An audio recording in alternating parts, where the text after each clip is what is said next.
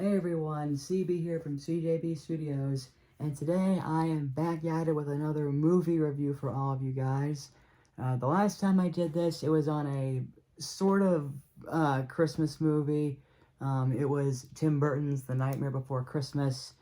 Granted, that one was sort of a combination of Christmas and Halloween, and since Christmas is coming up in a couple weeks from now, I figured I would do another one on a Christmas movie that actually takes place during Christmas throughout the whole thing from start to finish.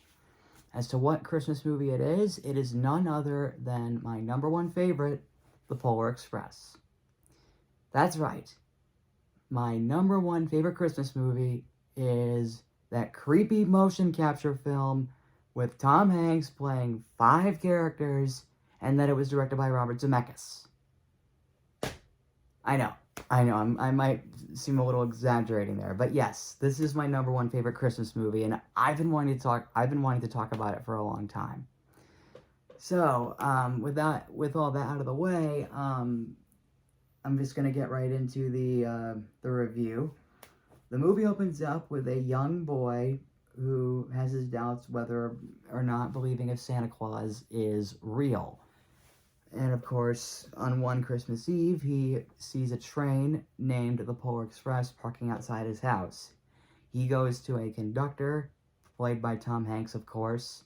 The boy, known as the Hero Boy, voiced by Daryl Sabara. The conductor tells the boy that the train, the Polar Express, is going to the North Pole. And of course, the Hero Boy still doesn't know if it's true, but he decides to get on board, along with several other kids. A hero girl, a girl wearing a pink nightgown, a know-it-all boy, voiced by, Eddie Deezer, I think is his name. He's also the voice of Man, Dog, and Dexter's Lab, even though I've never seen that show.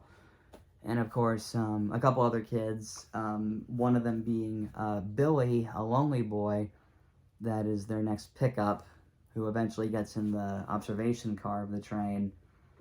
And while on the way there, they kind of go through crazy things like, crazy tracks that go down like a roller coaster, a frozen lake that covers up the tracks, a couple of other things as well, until they finally do make it to the North Pole, and the Hero Boy actually sees Santa Claus after getting one of the silver bells that fell, and he decides that will be his Christmas present from Santa. And of course, Santa tells him that the true spirit of Christmas will lie in his heart, and he gives him the first gift of Christmas, being the silver bell. Unfortunately, after it's all over and it's time for everyone to go home, the boy realizes that he accidentally lost the bell after noticing that one of his robe's pockets has a hole. Fortunately, though, the next morning, he's woken up by his sister Sarah, who finds out that there actually is one more present under the tree, and that present is none other than the silver bell. Of course, his parents think that it doesn't work because apparently, well, it's not ringing for them to hear, but to the Hero Boy and Sarah, they are able to hear it, along with those who truly believe. So yeah, that was my review on The Polar Express. I know it's my number one favorite Christmas movie, but it's kind of hard to talk about, even though I've seen it, like, so many times, like, almost every year. And for the most part, I did leave a couple things out. And the reason for that is because, well, it's based on a book, for those of you who don't know. It's based on a book by Chris Van Allsburg. And I will be talking about the book a little bit later. Actually, you know what? No, I'll be talking about it right now. So anyways, why is The Polar Express my number one favorite Christmas movie? Well, I think I stated this earlier. I've mentioned this in a few comments and videos and posts and stuff, but the reason it's my number one favorite Christmas movie is because it was the first Christmas movie I ever saw in theaters. I was 5 years old back when this movie came out. I remember I was back in preschool. I was on a field trip. to a movie theater, and the movie that me and the other kids were seeing was The Polar Express.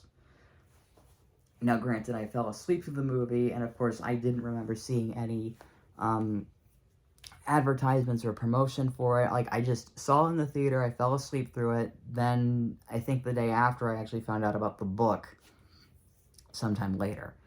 And that was back in 2004. And then comes 2005. At that point, I was 6 years old. I was in kindergarten, and we were actually watching The Polar Express. It was a couple days actually before Christmas. And a couple days later, on Christmas, I actually got that movie as a present. In fact, let me show you some Polar Express collector's items, so to speak, that I have. This is one of them. This is my copy of the Polar Express DVD that I've had for Christmas ever since 2005. There's one disc right there, just one. It's not the 2-disc edition. I mean, it's widescreen though, which I do like, but in hindsight, I should have gotten the 2-disc edition. There's the back of it. That's not the only thing I've got. I also have 2 copies of the original book, written and illustrated by Chris Van Allsburg. One of these 2 I actually did get for Christmas the following year, in 2006. So that's one copy. In fact, I actually did a reading of the book on a live stream last year. It was actually the last live stream I ever did at that time. Here's my second copy of the original book. This one's actually kind of ripped up a little.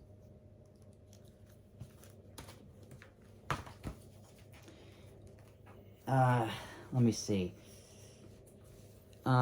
Here's a very worn out copy of The Polar Express, the movie, The Journey Begins. This, of course, is, well, based on the film adaptation of the book, which, of course, is what I was just reviewing. Here's the back of it. Yeah, it's pretty worn up. And last but not least, the original motion picture soundtrack of The Polar Express that I got for Christmas in 2010 at the age of 11.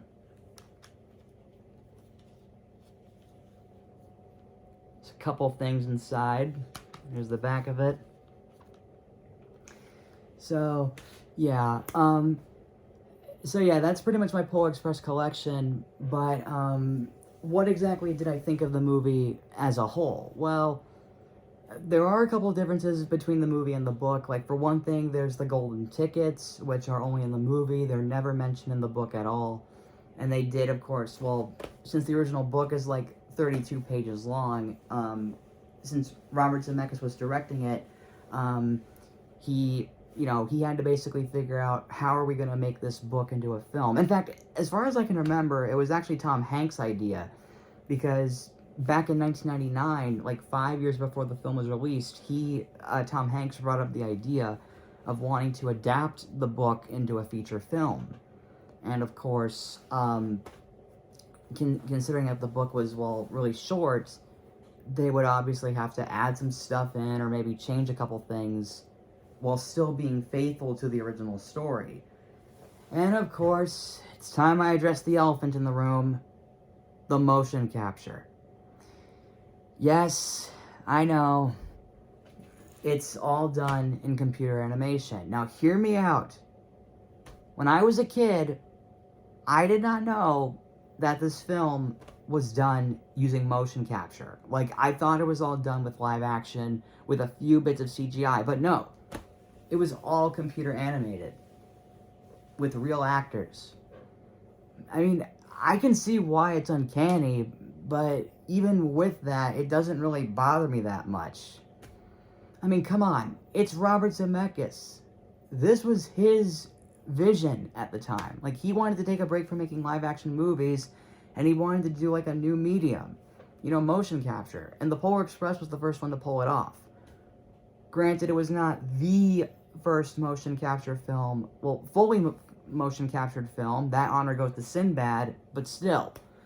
And of course, after this movie, it ended up becoming a thing with other films that Robert Zemeckis did, such as Monster House. I mean, he didn't direct Monster House, but he was a part of the production. Beowulf, A Christmas Carol, and Mars Needs Moms, the latter of which was a box office bomb. And because of that, well, it ended up being the death of Image Movers Digital, because Robert Zemeckis was going to have other films in mind, including a remake to the Beatles' Yellow Submarine, in case you guys haven't seen my review on that movie. But I'm kind of getting off topic. Aside from the uncanny motion capture, I still think it's a really good movie. I still love it to this day. Again, look at all this stuff I've got. It's quite a lot.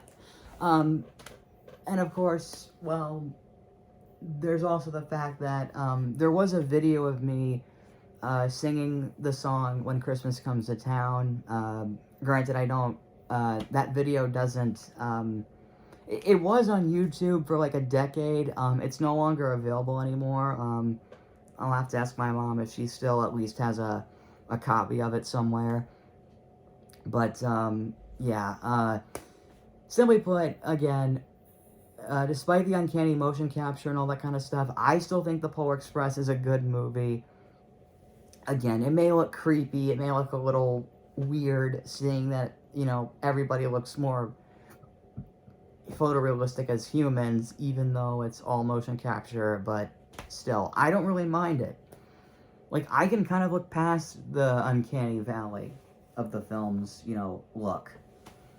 And as for an adaptation of the book, I still think it's pretty faithful. Yes, again, they had to change a few things and add things in, but still, I really enjoy it. It's still my #1 favorite Christmas movie to this day. Not just because it was the first Christmas movie I saw in theaters, but because it was the first movie I ever got for Christmas overall. So, yeah. So, that's my review on The Polar Express. I hope you guys liked this review. Please leave a like on it if you did. Comment, subscribe, ring the bell, all that stuff. Thank you all for watching, and I will see you all next time.